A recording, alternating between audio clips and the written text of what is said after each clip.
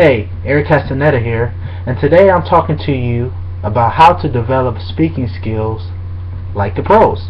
And the first thing you need to do in order to do that is you need to have a guideline.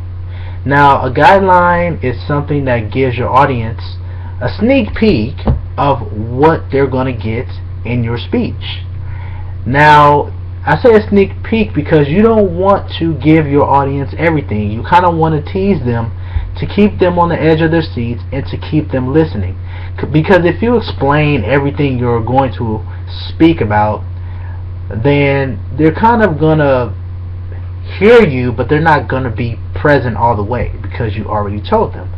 So a tool that you can use for that is you can say something in the effect of, in the next 45 minutes I'm going to show you how to blank blank blank. So in my time management speech, I'll say something to the effect of, in the next 45 minutes you're going to learn how to increase your productivity, you're going to double your energy, and you're going to increase your profits. So that's kind of a guideline, but you see how I'm not giving them everything. I'm not telling them exactly how I'm going to do that. I'm just going to say, this is what is coming up. So that's the first tool. The second tool that's very powerful and is going to make your audience remember you is you want to use a catchphrase or catchphrases. And what those are phrases that summarize each one of your points in 10 words or less. And there's a few guidelines, okay? So you want to make them short, again, 10 words or less. You want to personalize them to your audience, and you want to make them easy to repeat. So here are a few examples of catchphrases that I actually use in my speeches. So one of my catchphrases is, when you clear your space, you find your place. Okay? A second one of my catchphrases are, your habits create your destiny.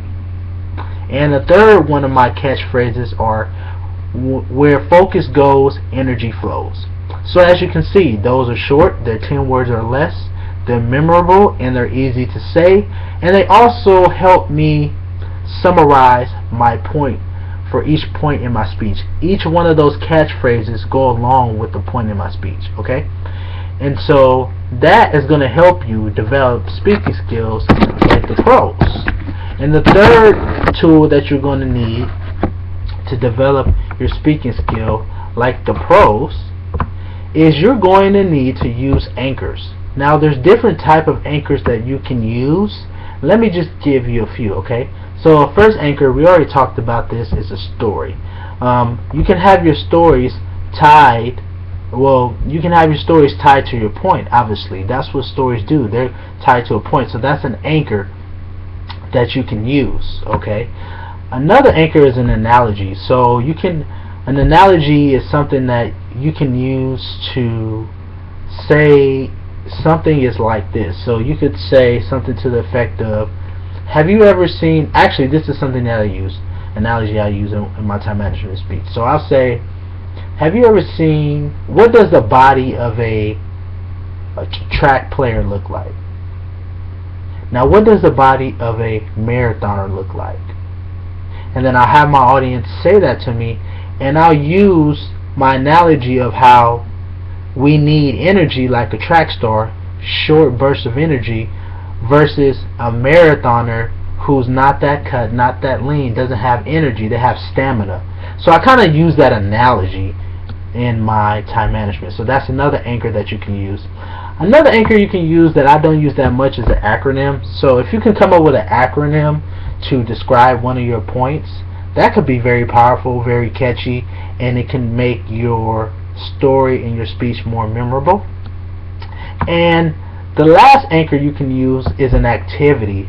Now activity, many different people have different activities. Here's the thing about the activity that you want to use. For the activity, you want to make sure that it's relevant to your audience. So you don't want to do a random activity that has no point to it.